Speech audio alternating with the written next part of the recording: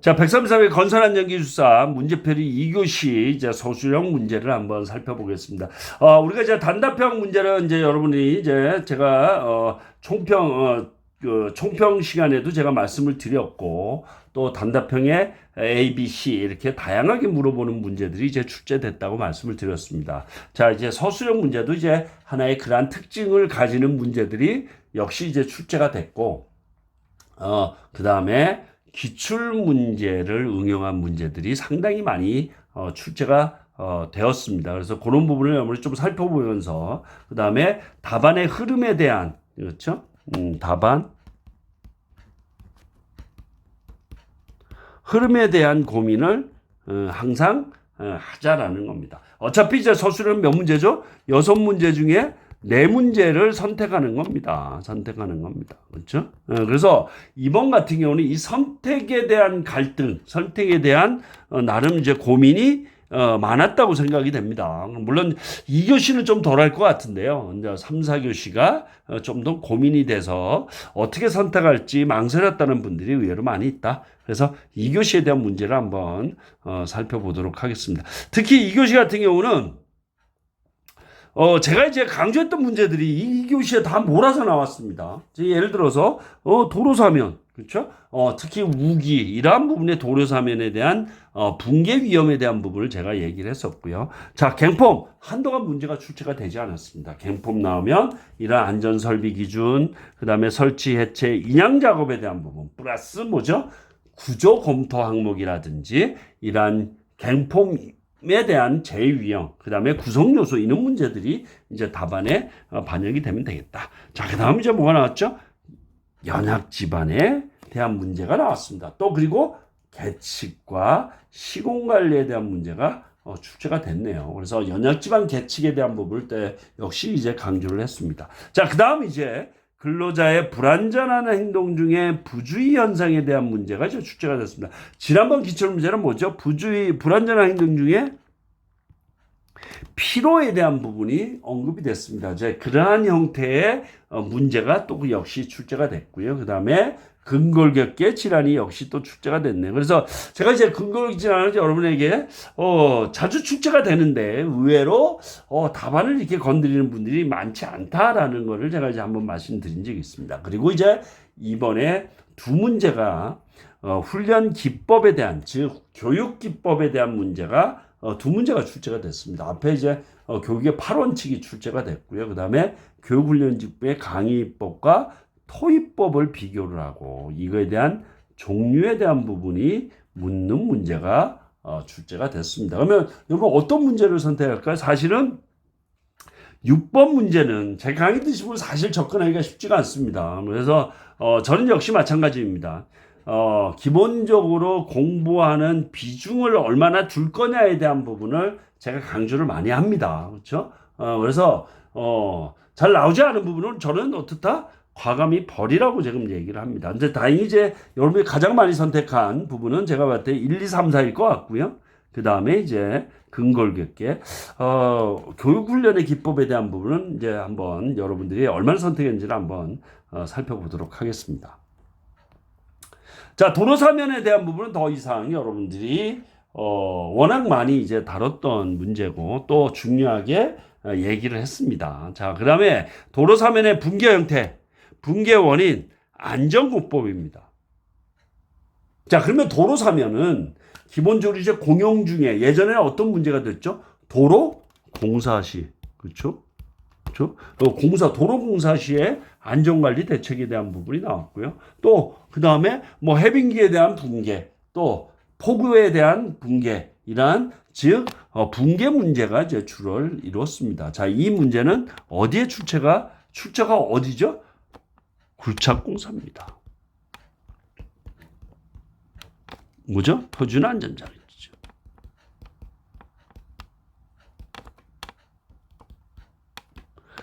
지침에 기본적으로 바탕을 둔다라는 거고요. 또 어떤 키워드가 해야 되나? 그러면 도로사면의 붕괴 형태는 두 가지로 나눠집니다. 어떤죠? 우리 토사사면이 있고요. 그 다음에 암사면으로 나눠질 수가 있습니다. 이거에 따른 붕괴 원인 안전공법, 즉 붕괴 원인은 내적과 외적에 대한 부분. 그렇죠? 내적, 외적이 있다라는 겁니다. 또 여러분들이 하나의 차별화 키워드는 뭐죠? 차별화? 조건에 대한 부분이죠.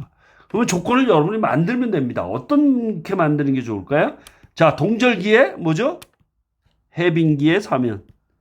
그렇죠? 그거에 대한 붕괴 형태와 붕괴 원인이 또 다릅니다. 또 우리가 얘기한 장마철. 또 장마철에 어떤 현상이 발생이 되죠? 뭐 요즘에 장마철이 아니지만 집중호우. 이 부분을 제가 말씀을 드렸죠. 그렇죠? 그래서 도로 사면에 대한 붕괴 형태 원인, 사면 안전공법에 대한 부분. 그래서 해빙기, 장마철, 집중호우에 대한 키워드를 반영을 하자라는 겁니다. 또 이러한 해빙기, 장마철, 집중호우가 발생되기 이전에 뭐죠? 점검을 합니다. 점검. 안전점검이죠? 안전점검. 그렇죠? 그러면 사면에 대한 어떤 시설물에 대한 안전점검.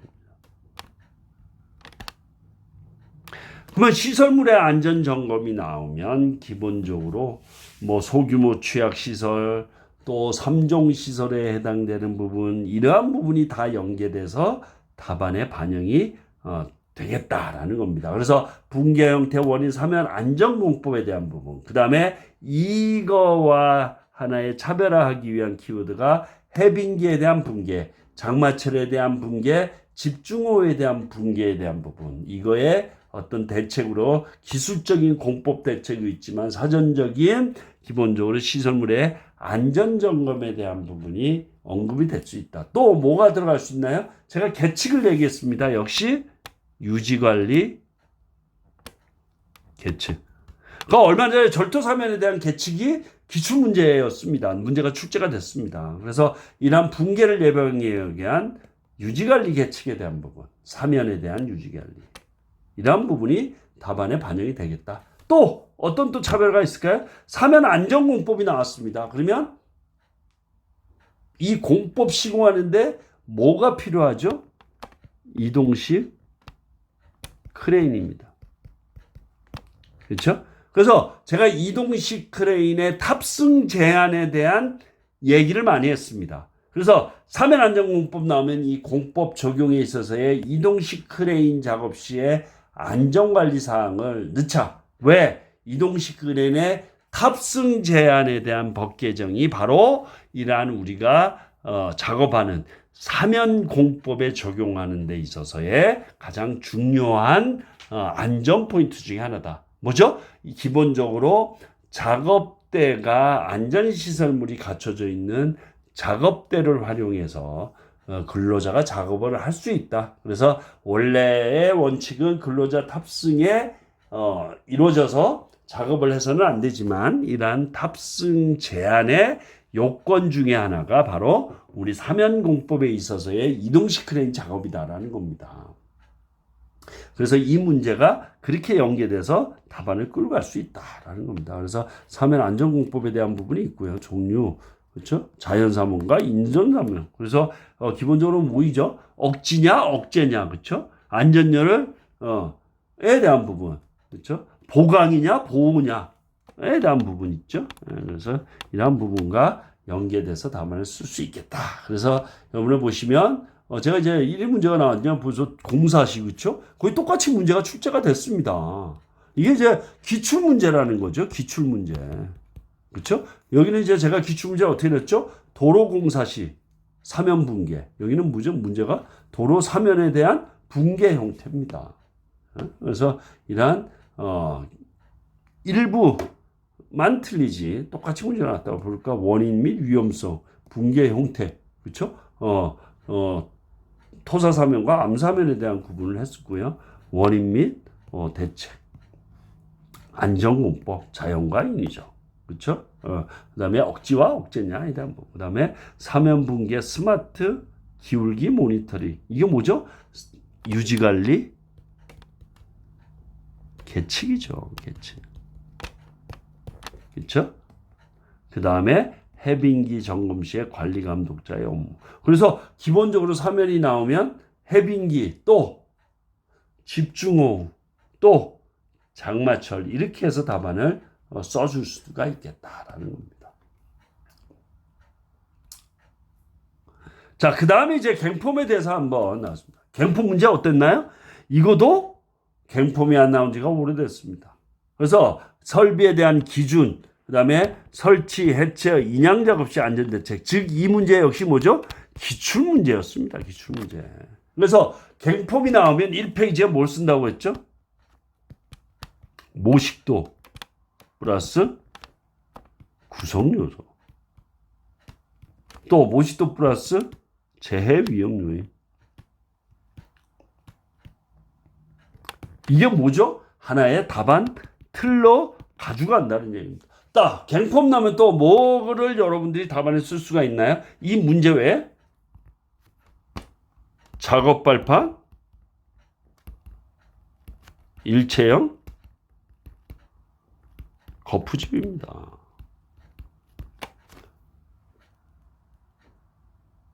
그렇죠? 작업 발판 일체형. 그래서 이러한 부분, 그럼 작업 발판 일체형 거푸집이 나오면 기본적인 법적 검토 사항에 대한 부분이 반영이 된다. 그래서 갱폼 작업 시에 구조 검토 항목, 뭔지, 그렇죠? 뭐 인양거리, 치갑에 대한 검토가 기본적으로 이루어지는 구조 검토 항목이라고 보시면 되겠습니다. 그래서 이러한 문제 역시 안전설비 기준, 설치, 해체, 인양 자식 안전 대책은 여러분들이 많이 다뤄봤던 문제이기 때문에 어느 정도는 답안을 다 쓸 수 있다. 모식도도 마찬가지고요. 그러면 이거와 차별화하는 답안을 어떻게 쓸 거냐에 대한 부분이 바로 이러한 부분이다. 그래서 갱폼의 작업발판 일체형 거푸집에 대한 구조 검토 항목 이런 부분은 답안을 넣을 수도 있고요. 1페이지 이제 모식도에 대한 부분을 답안에 넣을 수도 있다라는 겁니다. 그래서 그런 부분을 어떻게 답안에 반영하라고 차별할지 또 어떻게 했죠? 갱폼에 대한 뭐 위험성 평가 이런 부분도 넣을 수 있지 않나요, 그렇죠? 그래서 또 최근 이제 어떤 재해에 대한 부분이 있습니다, 그렇죠? 그래서 이러한 부분과 연계돼서 답안을 반영을 해주시면 되겠다라는 겁니다. 한번 볼까요? 기본적으로 안전설비 기준에 해당되는 우리가 작업발판 일체형 거푸집인 갱폼에 대한 안전설비 기준에서 이제 물었습니다. 한번 볼까요? 인양고리, 난간, 추락방어대, 게이지 코너, 작업발판의 연결 통로 이게 안전설비고요. 이거에 대한 기준이 있다. 그래서 여러분이 이 기준에 대한 과법 뭐가 모식도가 반영되면 좋겠네요. 그 다음에 설치, 해체, 인양 시 안전관리 대책. 그래서 기본적으로 갱폼 조립, 이동, 양중, 해체에 대한 안전관리 사항이 이렇게 답안에 돼 있습니다. 이게 안전보건 규칙상에 있죠. 자, 이 문제 역시 출제자의 의도가 여러 가지가 있습니다. 자, 이번에 법 개정 사항이 뭐죠? 거푸집과 동바리의 분리입니다. 그렇죠? 그전에는 거푸집 동바리였지만 이제는 거푸집 및 동바리고요. 거푸집에 대한 안전관리, 동바리에 대한 안전관리로 이제는 구분돼서 법이 적용이 된다는 얘기입니다. 그래서 그러한 부분이 중요한 요소로 작용이 된다. 그래서 한번 보시면 되고요. 그 다음에 이러한 갱폼에 대한 기술적 대책, 그렇죠? 인양고리, 치갑에 대한 부분. 그럼 이제 갱폼에 대한 콘크리트 가설 나오면 뭐죠? 최근에 이제 뭐 초고층에 뭐 ACS 폼도 있고요, RCS 폼도 있습니다. 그렇죠? 이게 작업발판 일체형 거푸집이죠. 이거는 이제 고층, 초고층입니다. 자, 이때 이제 거푸집의 타령 시기에 대한 부분이 있습니다. 충분한 양생을 통해서, 그렇죠? 강도 발열이 된 다음에 타령을 해야 된다는 얘기입니다. 그래서 그러한 부분까지 언급이 될 수도 있다라는 겁니다. 그렇죠? 그 다음에 이제 기본적으로 조립, 해체, 작업 수칙, 안전성을 검토하고 작업 계획서를 작성하고, 그렇죠? 그 다음에 지휘자가 작업을 지휘하고, 그 다음에 이러한 해체 기준을 지켜서 작업을 하자라는 겁니다. 그래서 한번 보시면 되겠고요. 그 다음에 이러한 작업 발판 일체형 거푸집이 나오면 어디에 1페이지에 법적 검토 사항이 나올 수가 있습니다. 그래서 기본적으로 가설 구조물 안전성 확인, 그 다음에 설계 안전성 검토에 대한 부분도 답안에 반영을 할 수가 있겠다라는 겁니다.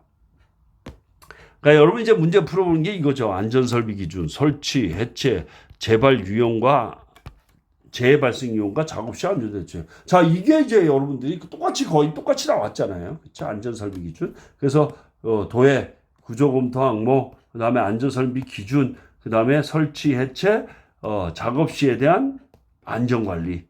그렇죠? 해체, 양중, 반입, 작업전, 그 다음에 이러한 홀드 포인트에 대한 언급이 있었다라는 겁니다. 그래서 여러분이 실제 이제 풀어봤던 문제이기 때문에 분명히 접근하기가 좀 쉬웠다라고 판단이 되어지네요.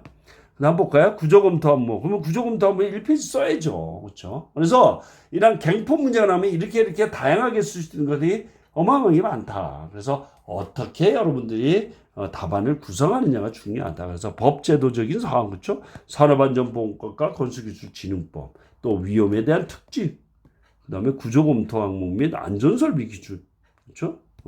이렇게 출제가 됐네요. 그다음에 설치 해체에 대한 안전관리 사항. 그래서 위험성 평가를 했고요. 그다음에 불안전 행동 방지 대책해서 차별화를 해줬다라는 겁니다.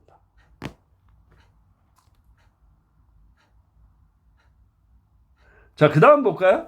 역시 또 이제 연약 지반이 나왔습니다. 조사, 처리 대책, 계측과 시공관리. 그래서 연약 지반 굴착공사 나오면 뭐하죠? 연약 지반에 대한 공법에 대한 부분이 빠질 수가 없죠. 연약 지반 공법. 그래서 공법에 대한 선정 시 고려 사항 이런 부분도 하나의 차별화가 될 수 있을 겁니다. 그래서 지반 조사에 대한 부분이 있습니다. 그렇죠? 연약 지반 사전 조사, 그다음에 예비, 현지 본조사, 상태 검토에 대한 부분. 그다음에 처리 대책입니다. 자, 처리 대책은 어떻게 문제가 났죠? 그 전에 연약 집안의 사질토에 대한 안전관리, 공법에 대한 문제도 출제가 됐고요. 그래서 처리는 기본적으로 이제 공법에 대한 어떤 종류에 대한 부분이 언급이 됐고, 또 계측입니다. 그렇죠? 연약 집안 계측. 그렇죠?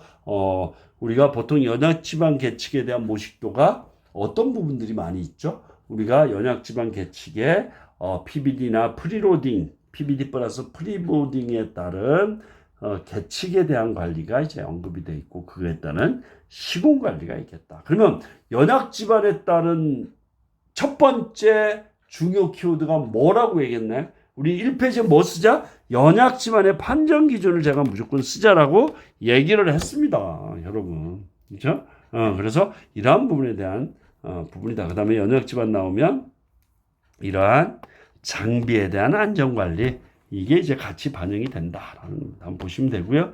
그 다음에 연약 집안에 대한 계측관리에 대한 부분이 언급이 되어 있네요. 그래서 계측관리에 있어서 계측관리 기법에 대한 부분, 그 다음에 계측에 대한 모식도에 대한 부분까지 같이 반영이 된다라는 겁니다. 또 볼까요? 기본은 사전 조사 내용, 연약 집안의 종류, 공법 선정 이렇게 나와 있네요. 그렇죠? 그다음에 목적, 기준과 목적. 그래서 연약 집안의 판정 기준을 1페이지에 무조건 쓰자고 얘기했습니다. 그리고 사전 조사, 그다음에 종류, 특징. 3페이지는 뭐죠? 역시 계측 관리에 대한 부분이 언급이 돼 있고요. 그다음에 연약 집안 공법에 대한 선정 절차가 또 하나의 차별화가 될 수가 있겠네요. 예, 그렇습니다. 자, 그 다음 이제 근로자의 불안전한 행동 중 부주의 현상에 대한 부분이 언급이 되어 있습니다. 특징, 원인, 대책입니다. 그렇죠? 그래서 불안전한 행동이 나오면 여러분들이 어떤 게 됐죠? 휴먼 에러에 대한 부분, 우리가 B는 F, 그렇죠? 즉, 루인의 행동 방정식이 머릿속에 생각이 나야 되고요. 또 불안전한 행동 나오면 재발생 메커니즘. 즉 불안전한 행동과 불안전한 상태, 그거에 따라서 하잉리의 연쇄 반응 이론이 나오게 됩니다. 그래서 불안전한 행동과 불안전한 환경이 만들어내는 부주의 현상이다. 그러면 이게 누구죠? 환경인가요? 아니죠. 행동이죠. 그렇죠? 그래서 이러한 루인의 행동 방정식의 P와 E 중에 P에 해당되는 부주의입니다. 자, 그 다음 이 부주의를 현상, 즉 부주의 현상에 따른 재해 발생되는 고위험군 근로자가 누군가요? 고령 근로자. 또 여성 근로자가 될 수도 있고요. 또 외국인 근로자도 됩니다. 이러한 부분의 안전관리에 대한 부분이 바로 이게 현장과 연계된 답안이 되겠다라는 겁니다. 그렇게 이제 연결을 해주시면 되겠습니다. 한번 볼까요? 그래서 부현상의 원인, 내적, 외적, 그렇죠? 불안전한 상태와 행동, 재해예방 대책 이렇게 이제 언급이 될 수가 있고요. 그 다음에 루인의 행동 방정식의 P와 E, 그래서 불안전한 행동 중에 이런 P에 대한 안전관리 사항이 반영이 되면 되겠다라는 겁니다. 그래서 뭐 고령, 초고령, 고령 근로자, 외국인 근로자, 여성 근로자에 대한 안전관리 사항을 넣어주면 좋겠다. 그래서 루인의 행동 법칙과 불안전한 행동, 이제 기출 문제죠, 그렇죠? 행동. 그래서 출제가 됐습니다. 그래서 루인의 행동 방정식에 대한 부분이 다뤄진다. 그래서 합격자의 어떤 고득점, 단답형 고득점 답안이 반영을 해놨습니다. 한번 보시면 되겠고요. 그 다음에 이제 불안전한 행동에 대한 예방 대책, 메커니즘, 불안전한 행동의 루인의 행동 방정식에 대한 루인, 그 다음에 행동에 대한 포엠, 나머지 이제 동기부여 이론에 대한 캠페인 사례가 답안에 반영이 되어 있네요. 한번 보시면 되겠습니다.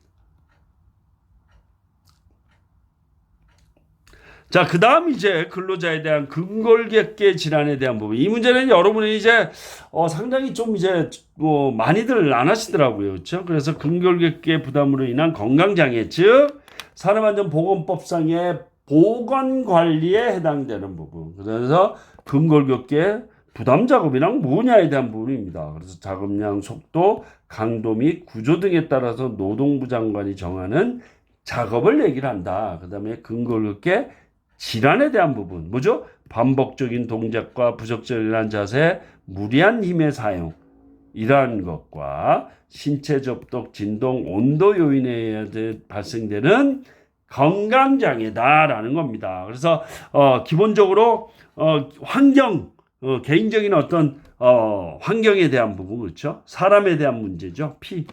우리가 이제 루인의 행동 방정식, 이 P에 대한 내용이 근골격계 질환에 대한 부분이다. 그 다음에 이제 이러한 근골격계 질환에 대한 예방관리 프로그램이 이제 반영이 되어 있습니다.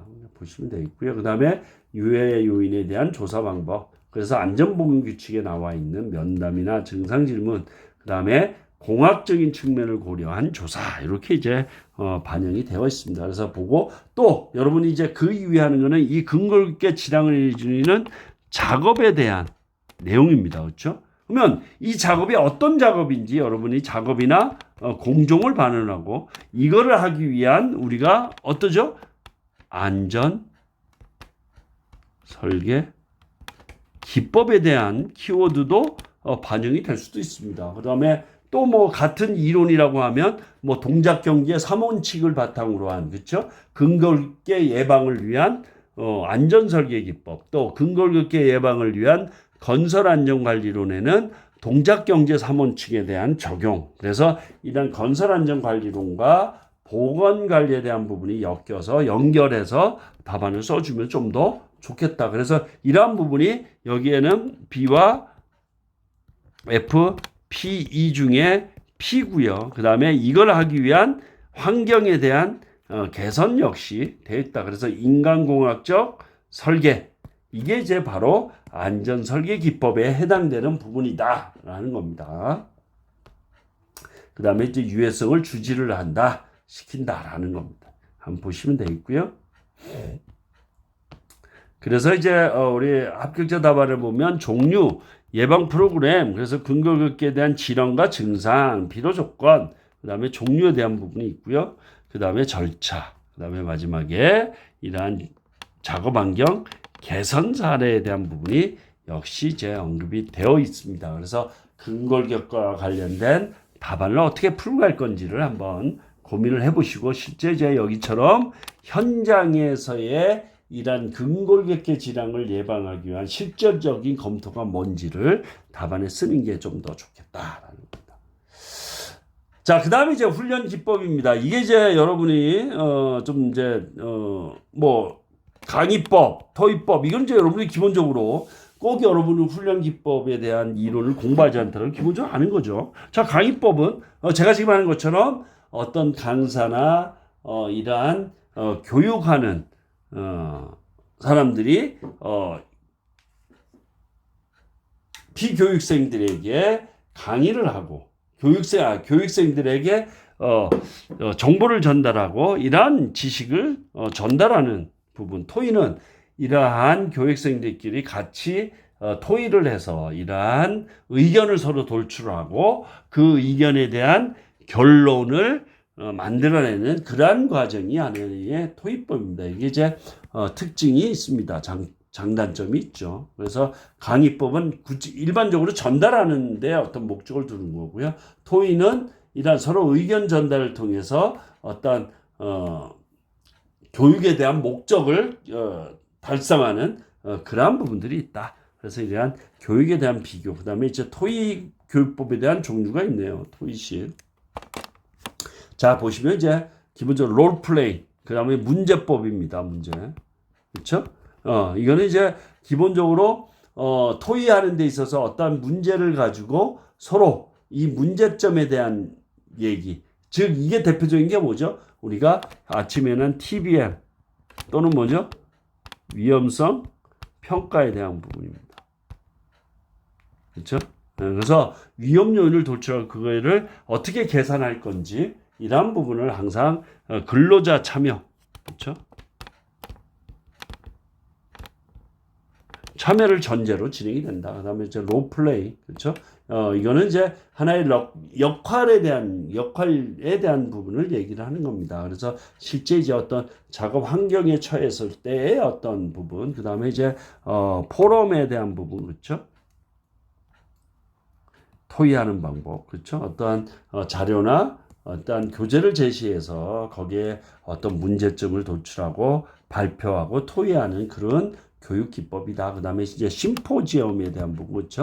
그 다음에 심포지엄은 이제 뭐 전문가들이 나와서, 그렇죠? 발표를 하고 서로 질의와 토론을 통해서 또 이제 해결책을 찾아나가는 그런 부분. 그 다음에 패널의 디스커션, 그렇죠? 어떤 패널들이 나와서 전문가 토의하고 하는 그런 부분. 그래서 사회자가 이러한 토의를 진행을 하는 부분이다. 그 다음에 버즈 세션이라는 게 있네요. 그 다음에 이러한 소집단을 통해서 자유토론하는 부분, 이렇게 해서 토의식에 대한 부분이 있다. 그러면 이러한 토의식의 이러한 기본적인 이론적인 부분, 이게 이제 우리가 현장에서는 어떻게 반영이 되는지를 답안에 쓰는 게 하나의 키포인트다.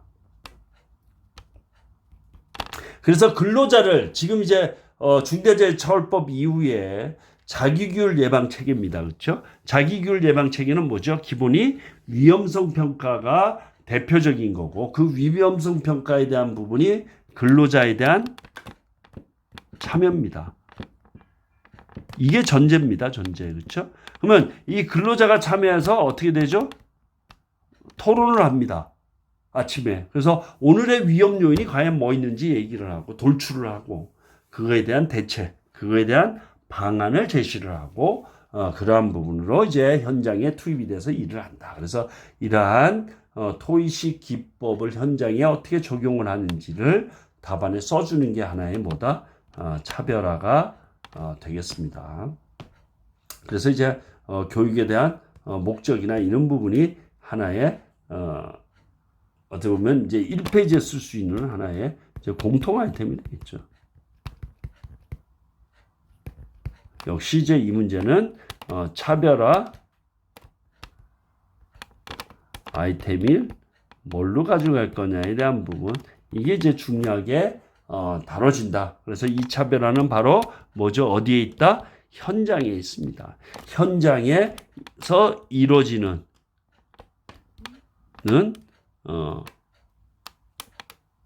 교육에 대한 내용이 답안에 나와야 되겠다. 그래서 뭐 대표적인 TBM이라든지 또 뭐죠? 위험성 평가를 통해서 이루어지는 토의식 방법, 이렇게 이제 답안을 써주는 게 좋겠다라는 겁니다. 자, 이렇게 해서 이제 2교시의 문제를 살펴봤습니다.